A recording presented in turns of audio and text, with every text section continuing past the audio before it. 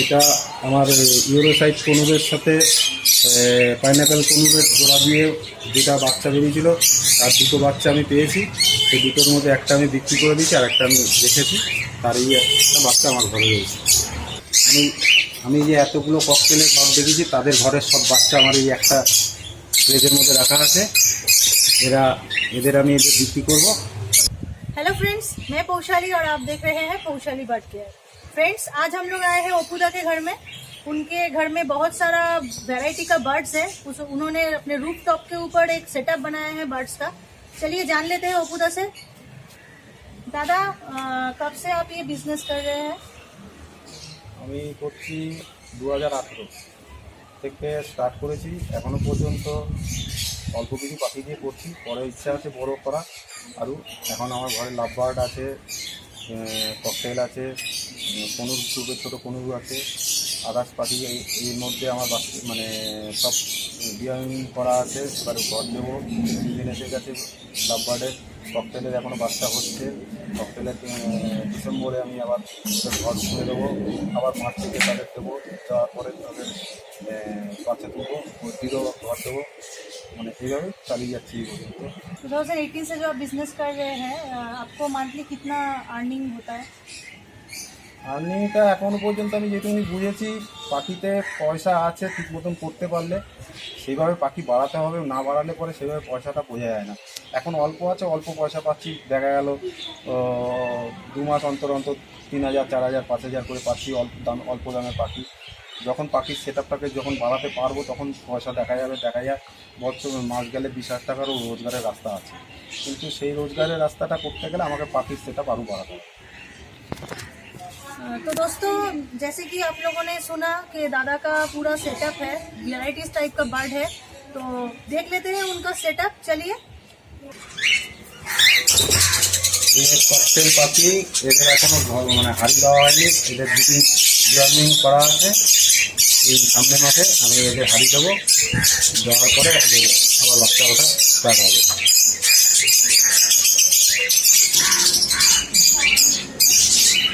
এটা আরেকটা 2 নম্বর খাঁচা। এর মধ্যে ককটেলের বাচ্চাও আছে। বাচ্চাটা হাড়ির পিছনে রয়েছে, কিন্তু ভেতরে ডিমও আছে। তারপরে তার যে মা যে তার ইচ্ছে, পাখি তার ইচ্ছে। এই হলো এখন মোটামুটি 20 দিন, আর 2-3 দিনের মধ্যে মানে ডিম খেতে বাচ্চা বেরোবে। এদের মোটামুটি একটা ডিম ফুটতে 21 দিন থেকে 22 দিন লাগে। ঘরের মধ্যে বাচ্চাও রয়েছে, পিঠেও রয়েছে, দুজনেই ঘরে তা দিচ্ছে।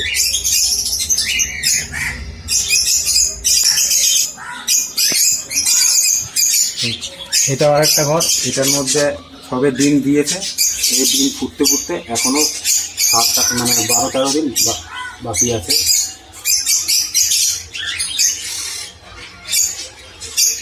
সব থেকে ভালো রেজাল্ট করে ককটেল বাচ্চা ফোটাতে।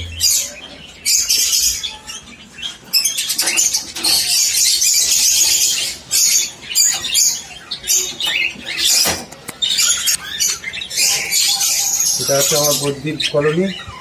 এর ঘরে কালকের থেকে সব মানে ঘর দেওয়া আরম্ভ করলো। মানে সিজন করা পাখি সব কিছুই করা আছে। এবার এরা ঘর দিলেই ডিম বাচ্চা করবে।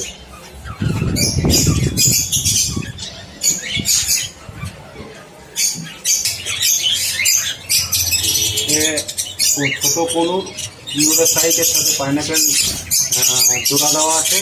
এরা এখনও পর্যন্ত আমার কাছে একবারই ডিম বাচ্চা করেছে। তাতে আমি পেয়েছিলাম 4টে ডিম পেয়েছি, তার থেকে একটা ডিম ফোটায়নি। আর একটা ডিম 3টে বাচ্চা ফুটেছিল, একটা ছোটো অবস্থায় মারা গেছে, দুটো বড় হয়ে যাওয়ার পরে তাদের আলাদা খাঁচা করে দিয়েছি। 2টো বাচ্চাই রয়েছে।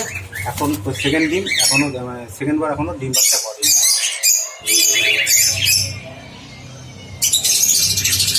এটা আর একটা কুমিরের খাঁচা। এটা হচ্ছে গ্রিন চিক। এরা এখন ঘরে বসে আছে।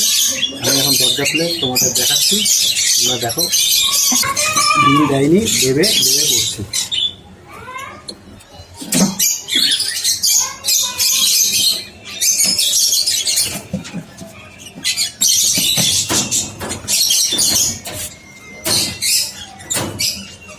এরা গ্রিন চিক, খুব সুন্দর। একটা ঘরে ঢুকে গেল আর একটা রয়েছে বাইরেই। এদেরও সিজন চলছে, দুটোই ঘরে ঢুকে গেল। সব ফিচারগুলোকে কলোনি, ফিচার লাভবান কলোনি, এদের ডিওয়ার্মিং করা আছে, সব ওষুধ দিয়ে সব ট্রিটমেন্ট করা আছে। কালকে 15 আগস্ট শুভ দিন। কালকের থেকে এদের বাচ্চা দেওয়া হবে। কাল থেকে এদের ডিম বাচ্চা কাল থেকে স্টার্ট শুরু হবে। এরা এবার যখন ঘরে ঢুকলে বা ডিম বাচ্চা করে তখন থেকে আমি বাচ্চা পাবো।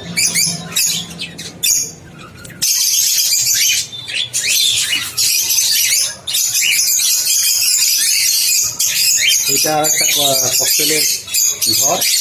এরা ডিম বাচ্চা করেছে, বাচ্চাদের আমি আলাদা করে দিয়েছি।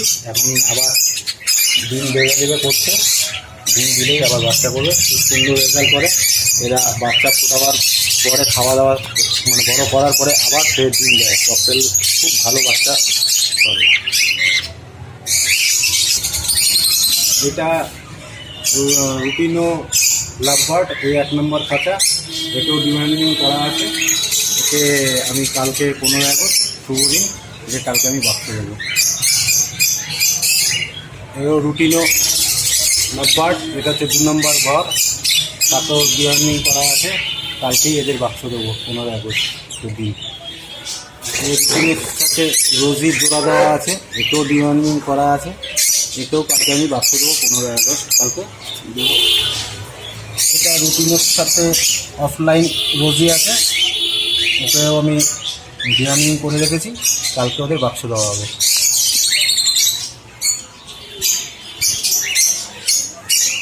এটা আমার ইউরোসাইড কনুরের সাথে পাইনাপেল কনুরের জোড়া দিয়ে দুটা বাচ্চা বেরিয়েছিল, তার দুটো বাচ্চা আমি পেয়েছি। সেই দুটোর মধ্যে একটা আমি বিক্রি করে দিয়েছি আর একটা আমি রেখেছি। তার এই একটা বাচ্চা আমার ঘরে রয়েছে।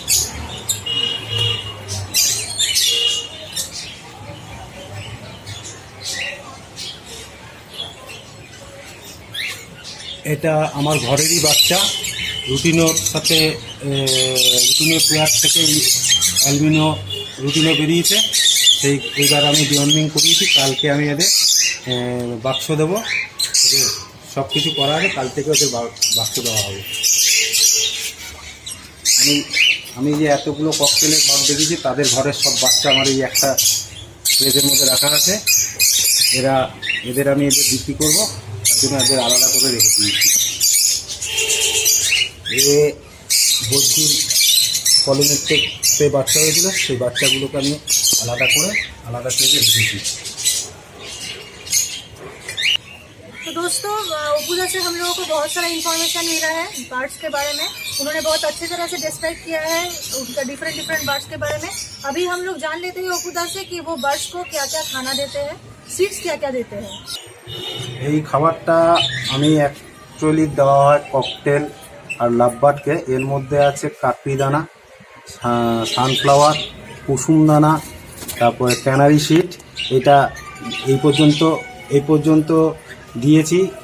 আর শীত পড়লে সাথে আরও কিছু মেশানো হবে, মিলেট টাইপের খাবার কিছু আছে, তখন শীতের সময় দেবো। এখন পর্যন্ত আমার 4 রকম জিনিস মেশানো আছে। সেটা হচ্ছে সানফ্লাওয়ার, ক্যানারি, কাকড়ি দানা আর কুসুম দানা।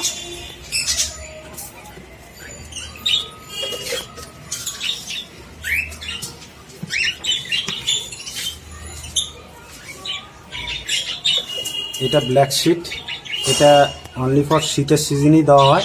শীত ঠান্ডাটা পড়লে তখন সব পাখিকেই অল্প অল্প করে দেওয়া হবে।